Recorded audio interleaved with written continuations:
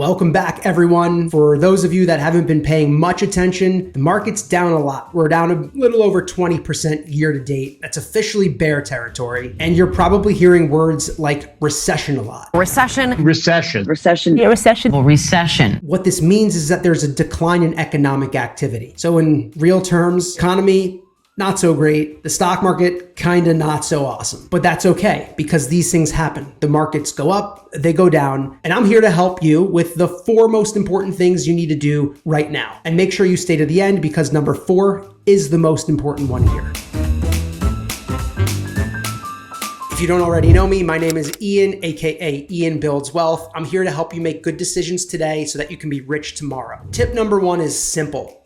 I want you to be calm and stick to your plan. This might not be the easiest advice to follow when the stock market's in shambles, but there is a silver lining to when the stock market goes down. I promise. Your regular investment contributions are going to allow you to buy more today because the prices are lower. And look, when the market goes down, a lot of people start to think, should I sell? Should I hold money to buy the dip? The best thing that you can possibly do, and there are studies to show this, is that you just stay consistent with your plan. You might be tempted to sell, but stick with it. I promise this is the number 1 thing to do in these types of situations. Tip number 2 is to reposition your debt. This is really only for people that are in debt. When the market is down, when the economy is slow, I see this as some time to play some strategic defense. So there are 2 things if you have debt that you should consider. Number 1 is just simple consolidation. When I first started out paying back my student loans, I had 12 student loans,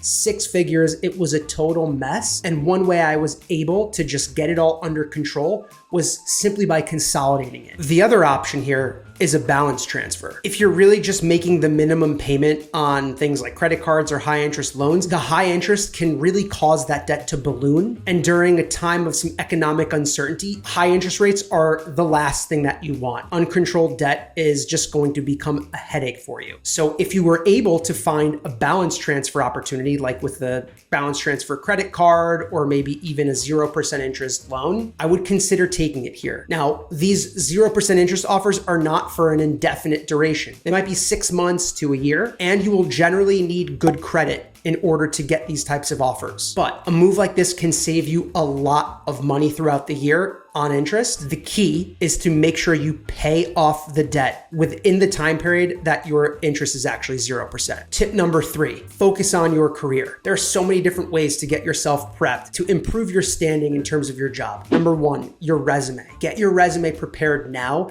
Because look, during a recession, companies go under, they have layoffs, anything is possible. So focusing on preparing yourself, playing some defense today so that tomorrow, if something does happen, you're prepared, is going to go a long way. So prepare your resume, get it all set up your LinkedIn page. That's going to be a public persona. You can apply for lots of jobs through LinkedIn, and some employers even ask for your LinkedIn. So get that set up. And last, but certainly not least, is work on your professional network. Get out there, meet some people, have informal lunches. You never know what's going to happen if you just get out there and start talking to people. And look, recession or not, companies are always looking for top talent. And there are some industries that are thriving throughout a recession. Healthcare, food, transportation, those are recession-proof industries. People always need to eat. So if you have the experience, if you have all your ducks in a row, resume, LinkedIn, professional network, you're putting yourself in a position to be able to upgrade your career, to be able to develop your career further. Now, before I get to the last tip, if you don't mind, please go below and subscribe to my channel. I would really appreciate it. Your subscription means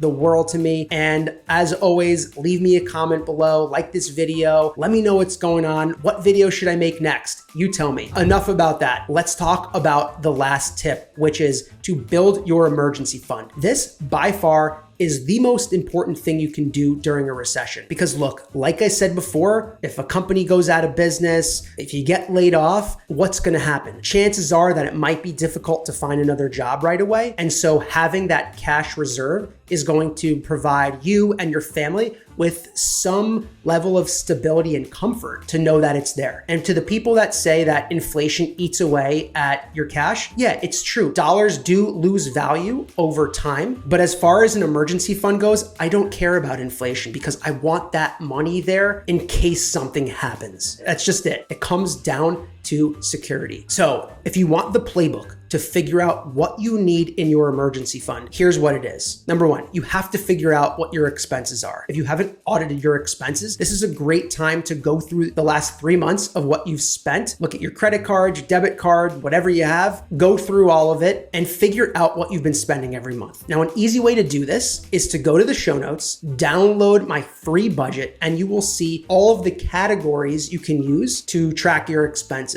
Take all of your expenses over the last 3 months and put each of them into the categories I provide in my budget. When you're done with all of that, add everything up. Look at how each category has done month over month and take an average of the 3 months. This is going to tell you approximately what you're spending every month. Things come up, we all know that, but you now have a really good idea as to what your expenses are. And then now the math is simple. Pre-recession, I would tell you, save 3 months of your expenses in your emergency fund. Given the economic climate, I am keeping 6 months worth of my expenses in a savings account. You just never know what's going to happen. And 6 months to me make me feel more comfortable. I was talking to someone earlier today that said they're keeping 12 months. So it's up to you to decide how much. I say 6 months, but now you have the formula and the playbook to figure out exactly what you need to keep in there. The other piece of this is just simply liquidity. With the market down, if for some reason I needed cash, I don't want to sell my stocks. That's absolutely the last thing that I want to do. So having that cash is going to be a reserve in case I'm in a pinch. So those are 4 simple tips that you can act on right now, sticking to your plan to stay calm and keep investing. Number 2, repositioning your debt. Number 3, building your career. And 4, building an emergency fund. I'm Ian Group.